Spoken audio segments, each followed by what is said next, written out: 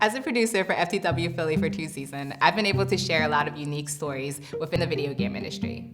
It's no longer a surprise to me when somebody tells me that it's a $174 billion industry. However, what's stuck as surprising is that 46% of gamers are female. That's half. And when I was growing up, people told me that video games were for boys.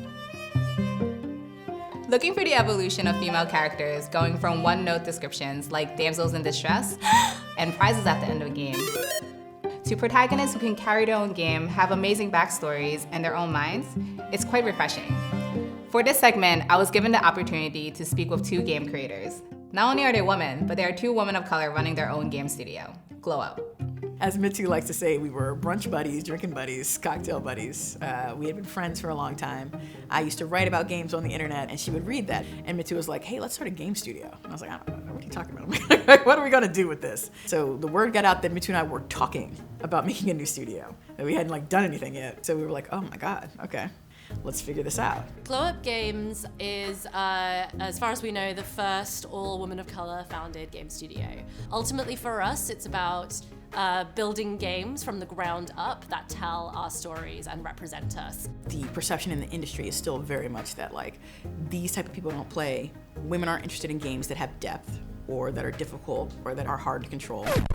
Hold up. There's this immediate link that women are not real players and we're not serious. But aren't half of all gamers female? Yeah. Huh. What Latoya said stuck with me. It's 2020 and the concept that video games are for boys seems to still be here, or at least traces of it.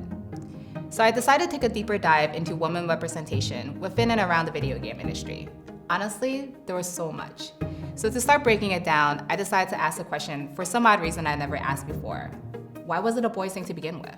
I often say that video games were not made for women and people of color because there are a few things happening, right? I think about the content that is produced and then what we receive and what we consume. So those things are created from a particular perspective, the male gaze, which is why, we have so many stereotypical representations of people of color, so many hypersexualized representations of women, because it's often filtered through men's fantasies. So these folks and these entities are still operating along the lines that men are the ideal consumer, men are the ones that we're going to target, men are the ones that have the buying power, men are the ones that make the decisions.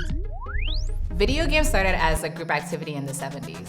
And when the first consoles came out, it was actually marketed to the whole family. By the 90s, it was clear that boys became the main domain of video games, through all the marketing ads and the types of games that were on the shelves.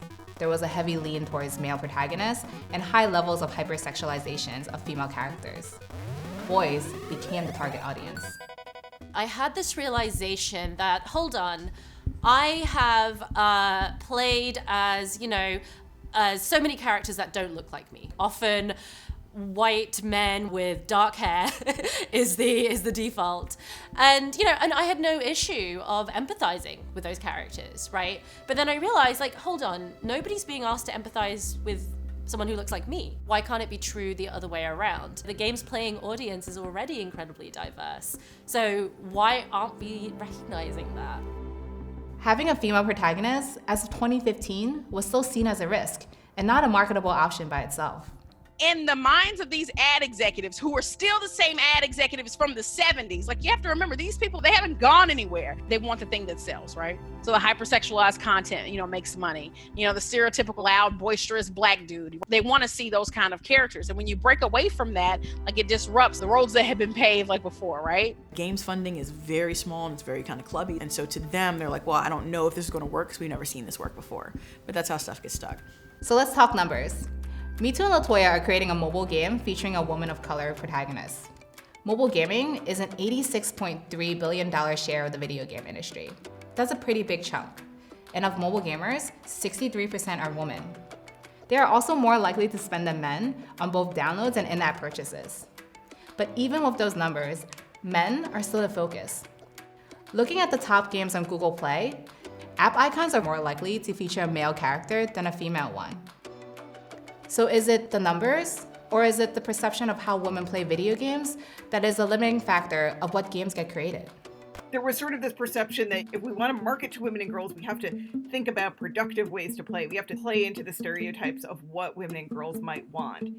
women are expected to do something with their nothing with their video game play in these short snippets of time, and men are expected to play games in whatever capacity they can. There's this assumption that women were all casual players, which is simply not true. I used to go to a lot of LAN parties. I was in a Counter-Strike clan, but women are often forced out of the space in ways both explicit and implicit, told that it's not a space for them. There are a lot of barriers, and we don't account for the structural things in the STEM fields. There's a leaky pipe where the culture is very sexist and racist, where it's not a place that's welcoming to women and to people of color.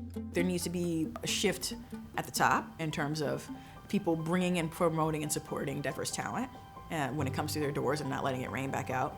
There needs to be an openness to what gaming could be. If you look at sort of who understands the need to tell diverse stories, often those are, folks from diverse backgrounds themselves, and often those are people who, are not already games investors, because the picture of who is normally games investors are people who've come up through the games industry. And as we've talked about, there's a huge ecosystem problem. It's a systemic problem, honestly, in terms of just who's in the space, who's getting funded in the space. You have the games, you have the gamers, you have the gaming culture, the industry that's around it, right? But I think we all have to just think about where we are and what we can influence personally. But I think until that happens, we just have to keep advocating, and we have to, keep fighting and working. So the industry can be it can reflect who we are, it can reflect our values, and it can look like people like us. This fight for representation is a big topic, and I feel like I barely scratched the surface. As video games are becoming a big part of the media, the industry needs to be more aware of their impact on representation. That is not to say we haven't seen progress. Sony and Guerrilla Games took the risk with Horizon Zero Dawn, and through focus group testing, proved that having a female protagonist is not a problem. People can still relate. It is now one of the top 10 selling games on PlayStation 4, selling well over 10 million copies. Indie game companies are reaching more potential gamers by changing what characters get to be on screen and expanding on the possibility of what a game can be. Women have begun to get recognition in the esports arena. But with all these successes, we must remind ourselves that we still have a ways to go. My fight for better representation within the games industry, both on screen and what's behind the scenes, is not just about myself. It's about everybody that isn't being represented in games. Because I love games, and that's what it comes back to. I love games. I love making games, playing games. Games are already great, but I know they could be even better.